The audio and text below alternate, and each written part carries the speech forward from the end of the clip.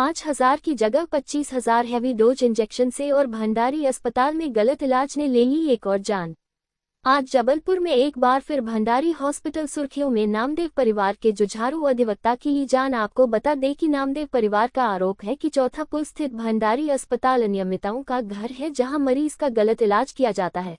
इनका तो ये तक कहना है कि भंडारी अस्पताल के डॉक्टर काबिल नहीं है, जिन्हें मरीजों की देखरेख व इलाज के लिए अस्पताल में एडमिट किया जाता है, लेकिन केवल कमाई में ही लगा है भंडारी हॉस्पिटल का पूरा स्टाफ। आज एडवोकेट सतीश नामदेव की भंडारी अस्पताल की नासमझ, डॉक्टरों की लापरवाही के चलते हैवी डोज इंजेक्शन लगाने की वजह से जान चली गई, जिस पर अस्पताल प्रशासन से बात करने पर नामदेव परिवार के लोगों से अभद्रता की गई व परिवार के लोगों के खिलाफ झूठी FIR दर्ज करवाई गई। अब सवाल यह उठता है कि भगवान का दर्जे के अनुरूप कहे जाने वाले डॉक्टर क्या जबलपुर में पैसे कमाने के लिए ही कार्य कर रहे हैं? किसी के जीने मरने से इन्हें कोई फर्क नहीं पड़ता। जबलपुर में मौत का सौदागर बन के बैठे हैं और प्राइवेट अस्पताल सांठगांठ पर चल रहे हैं। बड़े बड़े अस्पताल देखने के लिए है, यहाँ पर किसी भी मामूली से इलाज के लिए भी अस्पताल लाखों रुपए की जांच और दवाइयों के नाम पर लूट लेता है। इलाज के नाम पर प्राइवेट अस्पतालों की खुल्ला लूट मची हुई है। क्राइम भारत न्यूज के लिए मोहम्मद अतहर खान की रिपोर्ट।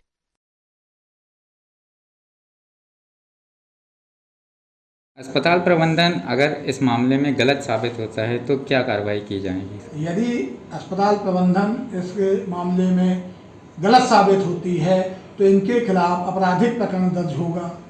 इनके खिलाफ कंपनसेशन का केस कंज्यूमर प्रोटेक्शन एक्ट के अंतर्गत दर्ज होगा। किस धारा के अंतर्गत इनके ऊपर केस दर्ज हो सकता है?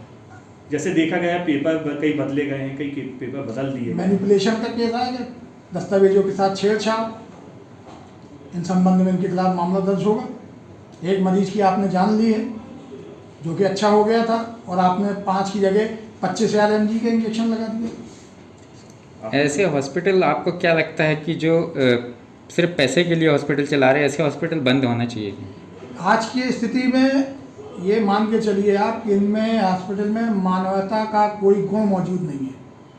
आप कभी भी जाएं, अगर आपको लगता है कि आप नहीं वेयर कर पा रहे उसका खर्च, तो वो कहो आपको डेड बॉडी न दे जब तक आप। और इस केस में पूरा पैसा जो भी उन्होंने बोला वो चुका के आए हैं। ऐसा नहीं है कि बिना पैसे के हम बॉडी ले आए हों और हमने कहा नहीं हम नहीं देंगे तुम्हारा पैसा। क्या घटना घटी? 26 तारीख की रात्रि 3 बजे मेरे बड़े भाई सतीश नामदेव एडवोकेट नोटरी 3 बजे रात में उनको ठंडी देकर बुखार टाइप की आई और सांस फूलने लगी। हम लोग परिवार के सदस्य लोग उनको भंडारी हॉस्पिटल में ले गए। वहाँ उन्होंने एडमिट किया। एडमिट करने के बाद ECG वगैरह की। ECG भी करने के बाद पूरे 35% इनका हार्ट है। तो हमने कहा इलाज चालू करिए, तो उन्होंने इलाज चालू किया, ऑक्सीजन लगाई। ऑक्सीजन लगाने के बाद उन्होंने ट्रीटमेंट चालू कर दिया। दवाइयों की पर्चियाँ लिखते जाते थे, हम लोग दवाइयाँ ले जा के उनको देते थे।